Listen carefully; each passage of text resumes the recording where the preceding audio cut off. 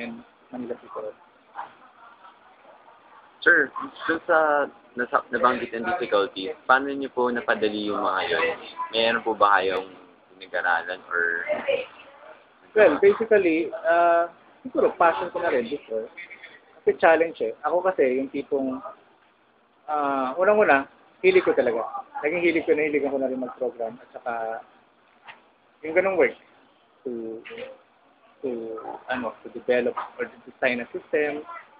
This kind of passion na rin. Saka ma-involve sa isang IT task or information technology work or job. So, nandun yung passion, nandun yung hilig ko. Kaya siguro yun ang nag-drive sa akin. Na kahit anong challenge ang dumating sa akin, nakakayan ako. Siguro sa programmer noon, ang pinaka-challenge sa akin yung makabuo na isang program, kapag develop ng isang program, di ba? And kapag nakabuo ko na isang program, isang working program na ginagamit, na alam mong ginagamit, no? Ng isang company, ng isang organization, masarap ang pakiramdam.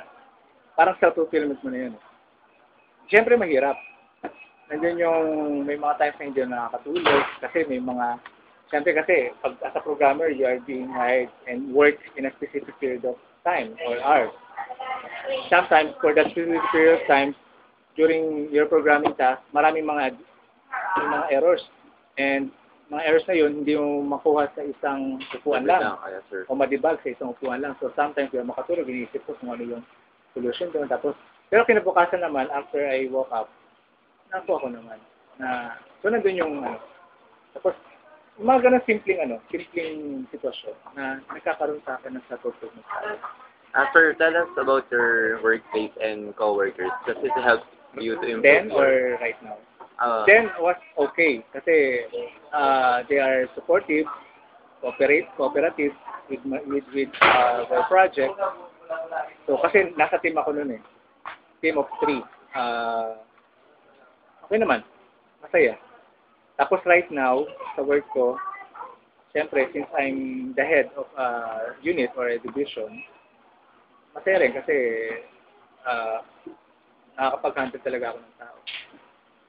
Sir, until now, lahat ng estudyante pa rin nagtatanong, mas madali daw po bang mag-aral kaysa magtrabaho? Mas madaling mag-aral kaysa magtrabaho, definitely. Mas madaling mag-aral kaysa magtrabaho. Kasi ibang-iba talaga yung sitwasyon na pag nag-aaral kayo. Napakadali. Ngayon ko lang na-realize, kasi ako rin dati, ang dami kong complaints during nag-aaral ako eh. So, nahihirapan ako sa mga puyat, sa mga studies, sa mga case studies, sa mga machine problems. Pero simple lang pala yun. Pag nababaliktad ako nga yung mga sitwasyon na yun, dali lang pala nun. Siguro dahil na sa maturity level ko ngayon, saka sa experiences na daanan ko sa mga work, kaya nasasabi kong mas madali talaga. Definitely mag-aral kaysa pag after graduation. Sir, last but not the least, any message na lang po to all our aspirants out there who took computer courses? Unang-una, ako kasi, nung kumuha ko ng computer science dito sa PLM, I started here in PLM, not as a computer science student, but as a BA, a business administration student. My first year in college here in BPLM was 1987.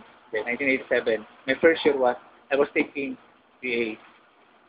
In that course of time, siguro in college na rin ako ng mother ko. Kasi during that time, nagsisimula pa lang maging popular ang IT or ang computer industry. So I was encouraged by my mother kasi maraming nga opportunity, ganyan. Sige, I try. Nag-ship ako to computer science. So, nakahiligan ko naman. So, doon nagsimula yung passion ko sa computer.